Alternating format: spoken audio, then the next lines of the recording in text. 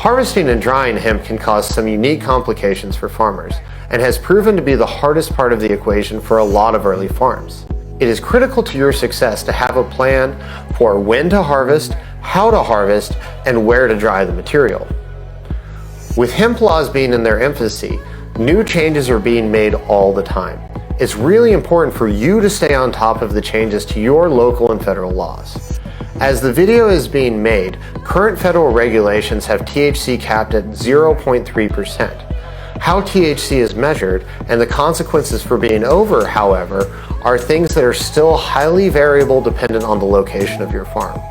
Stay on top of changes to local and federal laws and begin doing field tests 3 weeks after you see the initial flowers set.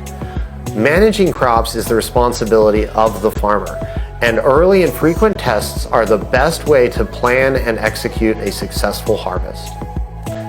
How you harvest will be greatly dependent on the size of your farm and the product the hemp is intended for. There's a vast range of methods and machinery that can be used for the harvesting process, so we suggest doing some research to see what is out there and what might be the best fit for your needs. Your window for harvest will only be a few days, so it's important to have a plan in place well before then. Drying the plants has presented some of the greatest challenges for hemp farmers in past years. Even for small farms, finding an area protected from the elements yet big enough to hold all the plants can be very challenging. If you do find an indoor space and choose to use it, you will need to make sure you have enough air movement and dehumidification to keep the product from molding. 1 acre's worth of plant can release a tremendous amount of liquid into the air, causing the space to become incredibly humid, which must be managed in order for the hemp plants to dry properly. If indoor drying is not an option, some areas and some products will allow sickle cutting the plant and letting it dry in the field become an option.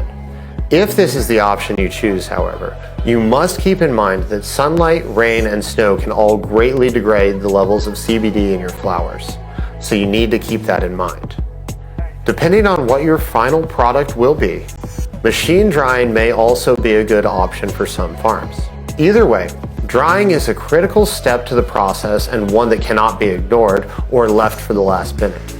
Making and executing a plan for drying can make all the difference in the success for your farm.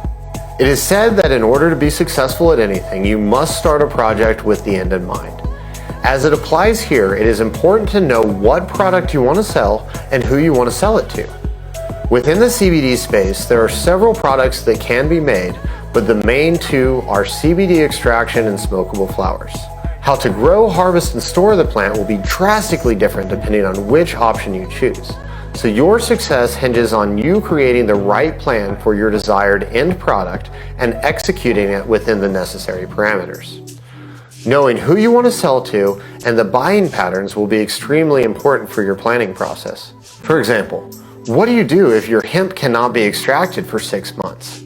Do you have a storage plan? Is the market favoring isolate over distillate? Can certain extraction methods command higher market price? These are all examples of questions that need to be asked when creating your plan.